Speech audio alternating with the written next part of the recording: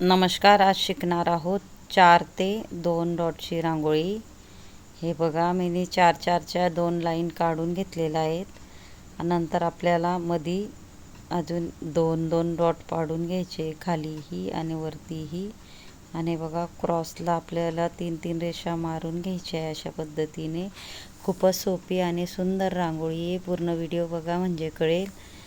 Easily कोणालाही येईल अशी रांगोळी आहे. इथून आपल्याला गोल करून घ्यायचं आहे, इथूनही गोल करून घ्यायचं आहे, इथूनही गोल करून घ्यायचं आहे. बघा, इझिली सोप्यात सोपी आणि छोटी रांगोळी. इथं आपल्याला थेंब काढून घ्यायचे आहेत. जेवढ्या रेषा आहेत तिथून बोटाने पंच करून घ्यायचं आहे.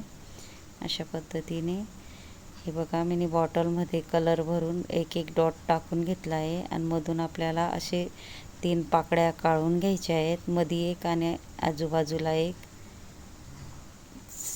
आपल्याला घाई असेल तर ही छोटी तुम्ही रांगोळी टाकू शकता देवाऱ्यासमोर किंवा तुळशीसमोर, तुळशी समोर. आणि हे बघा, मी कलर भरते पाकळ्यांमध्ये 2-2. शेवटच्या शुभ दिवशी तुम्ही काढू शकता.